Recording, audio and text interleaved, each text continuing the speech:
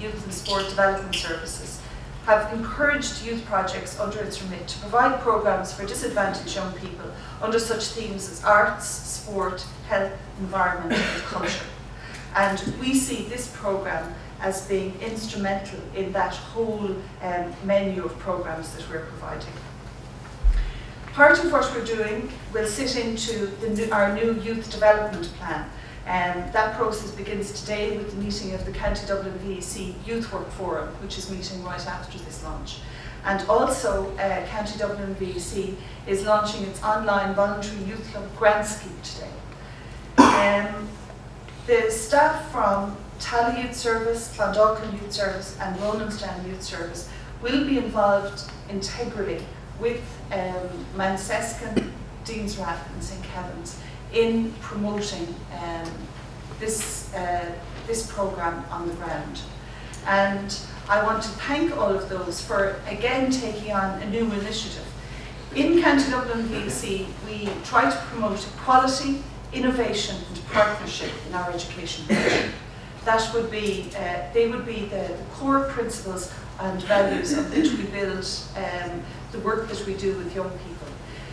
We believe that we have to work, as I say, in partnership.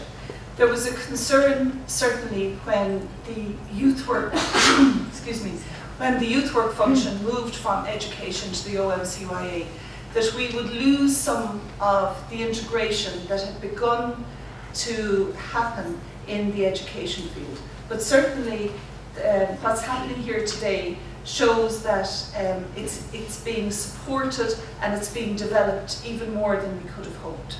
So we're delighted that OMCYA and Maire Doyle is here today, and because they've taken over responsibility for youth services, and certainly we feel that they brought with them a very professional, supportive and focused approach to that work. And I think it can only grow into the future. In all of the work that we do, we believe that what our services should be learner-led. They shouldn't be school-led, organisation-based, but they should match the needs of the particular young people. And it's up to us to work together to do what we can to make sure that the young people get what they need. And I suppose Aileen made the point earlier that particularly when we have reduced resources, it's more important than ever that we do that. So we are focusing now on a learner-led approach and an evidence-based approach. And I would also like to thank Archways for including us in this. We will be very interested to see how the research goes. So hopefully it's something we can bring to all our schools into the future. And we are delighted to be working in the programme along with Dr. Brenna Bry, and I want to wish her every success in this, and also again to thank all of you who are working to make this work in our schools and in our services. Thank you very much.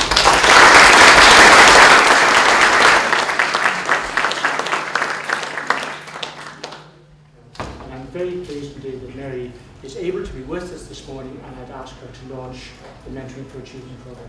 Thank you very much. Delighted to be here. Delighted to be amongst people, practitioners, all of you working on the ground to make a difference for children and young people, and in particular to be involved in the launch of such an exciting programme, which fits very well, I think, with the overall national policy objectives and approaches, and I'll talk a little bit about that in a moment. Tony and I go back a long way from the time I worked in the theatres department, and he also worked in the theatres department and then in ADM and in Powell. So we have shared many a long road in terms of trying to develop, devise, implement policy which makes Ireland a better place for children and young people, and indeed all our people to live.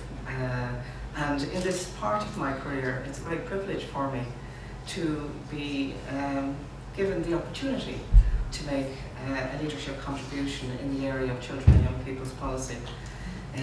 Although there are times since I arrived in the Office of the Minister for Children and Youth Affairs last May to be met by crisis after crisis after crisis. And I did scratch my head and say, what did you think you were doing when you were coming here? You know, is this exactly what you anticipated? But it's been very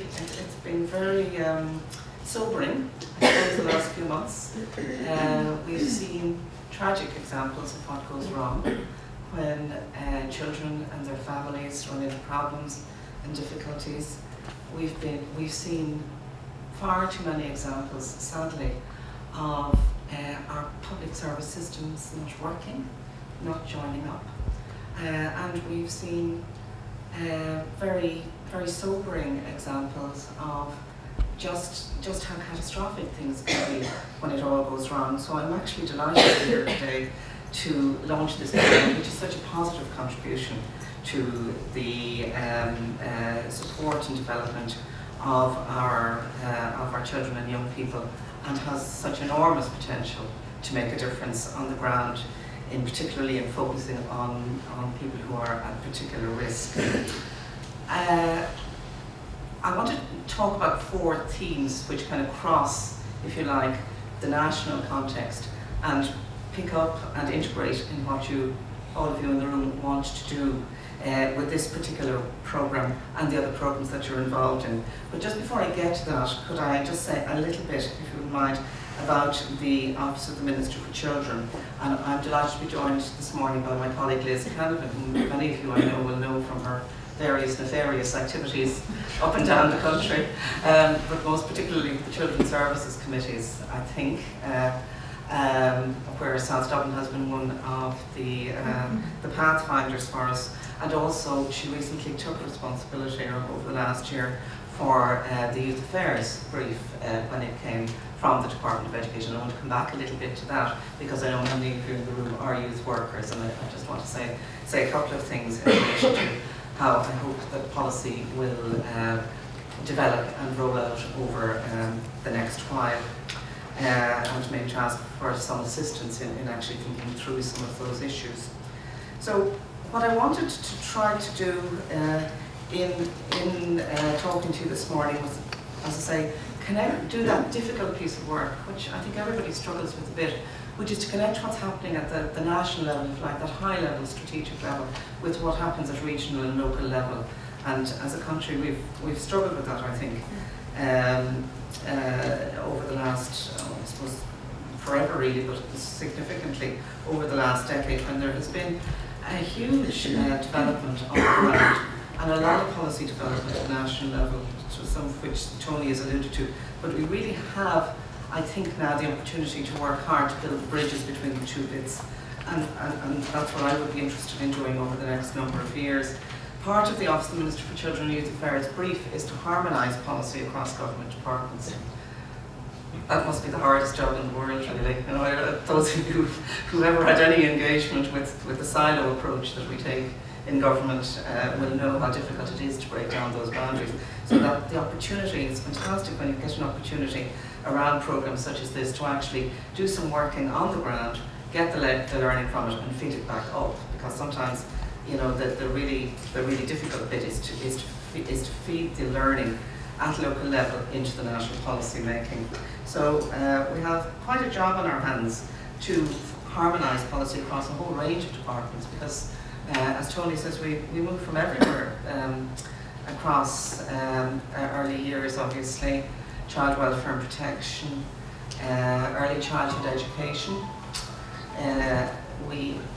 to youth affairs. So, you know, there's just a huge canvas to be covered, and one of the big challenges is to find the right instruments and the right levers to actually get the results that you want. So, to the launch today of the Mentoring for Achievement, and Brenna will take us through this in more detail, but certainly from the point of view of the Office of the Minister for Children, it's a very interesting programme, because it does a number of things that we've been trying to do, I think, and we've been trying to encourage over a number of years. And in particular, I think the focus on complementing the existing school systems and acting as a structured and behaviourally based service to both the whole school liaison service and the school completion programme is potentially very exciting, because I think one of